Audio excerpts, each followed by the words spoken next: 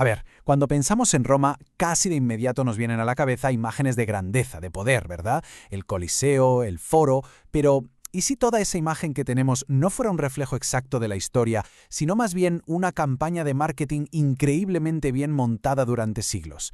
Pues hoy vamos a ver justo eso, cómo se construyó, se vendió y se reinventó la imagen de la ciudad eterna. Para que nos hagamos una idea, en pleno Renacimiento, el mismísimo corazón del antiguo imperio, lo que hoy conocemos como el Foro Romano, se llamaba el Campo Bacchino. Sí, el campo de las vacas. Era literalmente un pastizal entre ruinas majestuosas. Así que la pregunta es casi obligada. ¿Cómo se pasa de ser un campo para el ganado a ser de nuevo la ciudad eterna? Pues la respuesta no está solo en los ladrillos, sino sobre todo en las ideas. Bueno, para entender esta transformación, lo primero es viajar a la Edad Media. Pensemos que en esa época no había GPS ni mapas como los de ahora. La imagen que se tenía de Roma se forjaba a base de mitos y de simbolismo. O sea, lo importante no era tanto dónde estaban las cosas, sino lo que significaban. Este mapa del siglo XV es un ejemplo perfecto de esto que digo. No está hecho para que alguien se oriente, ni mucho menos. Es más bien un icono. Vemos una muralla circular que encierra monumentos clave como el Coliseo o el Panteón, pero su ubicación es totalmente simbólica, no tiene nada que ver con la geografía real. El objetivo no era la precisión, para nada, sino celebrar el poder y la existencia de estos lugares sagrados.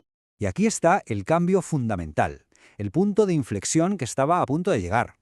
Es la transición de una visión simbólica, o sea, una Roma de ideas y leyendas, a una visión topográfica, una Roma de lugares, un espacio físico real que se podía medir, que se podía mapear y, por supuesto, recorrer. En esa era de mitos hubo una publicación en concreto que fue clave, pero clave de verdad, para moldear cómo se veía Roma durante siglos. Y curiosamente no fue un mapa, sino una guía impresa que se convirtió en un auténtico, un superventas de la época. Se llamaban los Mirabilia Urbis Romae.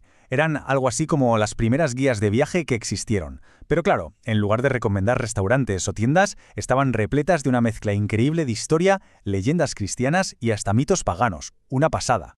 Estos Mirabilia, como su nombre indica, presentaban Roma como un contenedor de maravillas, un lugar casi mágico. Y claro, el papado, que no tenía un pelo de tonto, vio enseguida el potencial y se dedicó a promoverlos. El objetivo estaba clarísimo: atraer a peregrinos de toda Europa. Así, la visita se convertía en una experiencia mística y, no nos engañemos, también en una importantísima fuente de ingresos. Pero entonces llegó una revolución tecnológica que, literalmente, cambió las reglas del juego. La imagen mítica de Roma estaba a punto de transformarse en un producto de consumo masivo, algo que se podía empaquetar, comprar y vender por toda Europa. La imprenta y las nuevas técnicas de grabado lo cambiaron absolutamente todo. De repente, la imagen de Roma ya no era solo una historia que te susurraba un guía o que leías en un manuscrito carísimo, no. Se convirtió en un objeto físico, una estampa, un grabado que cualquiera podía comprar y tener en su casa. Un pedacito de la grandeza de Roma al alcance de la mano.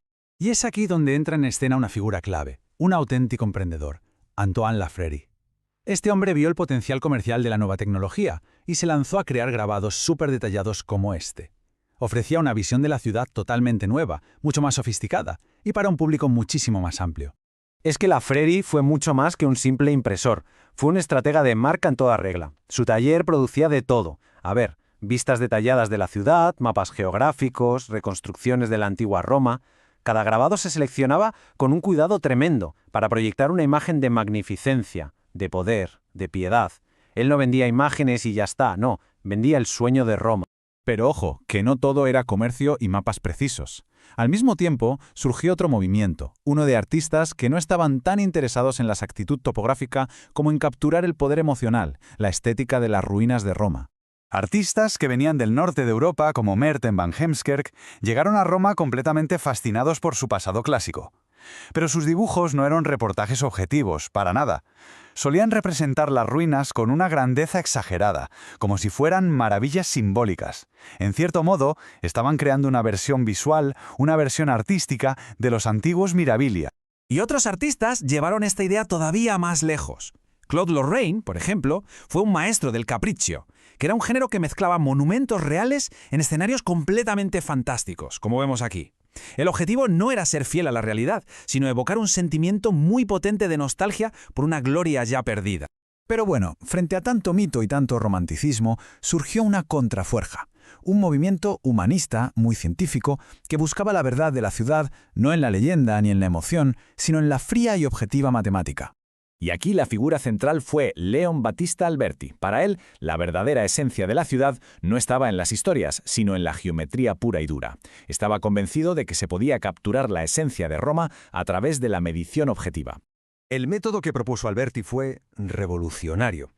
Se trataba de usar la geometría, la trigonometría, para mapear la ciudad con una precisión matemática, dejando fuera la fantasía y el simbolismo. Este impulso por la objetividad fue tan fuerte que el mismísimo Rafael, el artista, se convirtió en uno de sus mayores defensores, luchando por documentar científicamente los restos de la antigüedad. Y así, poco a poco, llegamos a la síntesis de todo esto. Porque estas visiones que competían entre sí, la mítica, la comercial, la artística y la científica, no es que una eliminara a la otra, que va, todo lo contrario, se fusionaron creando una nueva imagen de Roma, una imagen increíblemente compleja y desde luego muy poderosa. Esta comparación lo dice todo, es la visualización de la transformación completa. A la izquierda, la ciudad símbolo, un mito dibujado, y a la derecha, la ciudad mapa, un espacio real que se puede medir. Es el salto definitivo de la leyenda a la geografía, de la fe a la ciencia. El resultado final fue esta imagen de Roma súper sofisticada y con un montón de capas. Mapas como este no solo eran guías prácticas, con una precisión asombrosa para la época, sino que también eran auténticas obras de arte y, por qué no decirlo, de propaganda. Fueron estos mapas los que consolidaron para siempre la identidad de Roma como la ciudad eterna. Toda esta historia nos deja con una reflexión final, creo. La imagen de cualquier ciudad, de la nuestra también, es una construcción constante, así que la pregunta que queda en el aire es: en el mundo en que vivimos hoy, ¿qué fuerzas son las que moldean cómo percibimos nuestras ciudades? ¿Siguen siendo el mito, el arte y la ciencia? ¿O quizás el comercio ha tomado ya el control definitivo de la narrativa?